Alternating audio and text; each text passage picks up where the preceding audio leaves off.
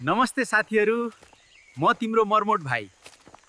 हिजो एउटा ठुलो आइडिया आएको थियो है, चुनाव लड्ने। सोचेको थिएँ भोट तान्न फ्री मोमो बाँडिदिन्छु, मान्छे आइहाल्छ नि। तर के देखेँ भने एमालेका दाइहरू त झनै गजब, 3 लिटर पेट्रोल र मासु भात बाँड्दै बसेका मत बेहोस। हामी नै सबैभन्दा बेवकुफ दिमागको सोच्या थिए, तर होइन। जब तै पेट्रोलमा बिकेर एमाले जिन्दाबाद भनेको सुनेर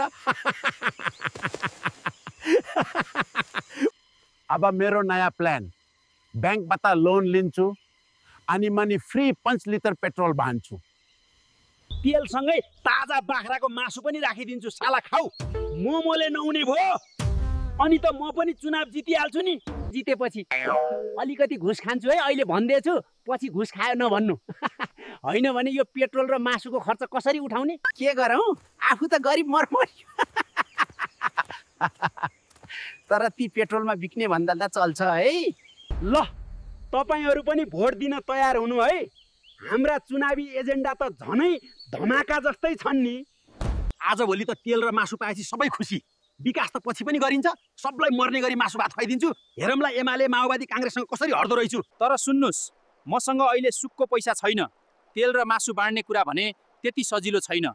कसैले स्पोन्सर गरिदिए पनि हुने। त्यसैले तपाईँहरूको साथ चाहिन्छ। तपाईँहरूले सक्दो सेयर, फलो गरिदिनु होला। मेरो फेसबुक, युट्युब, टिकटक सब छ। तपाईँहरूको साथ बिना म अगाडि बढ्न गाह्रो छ।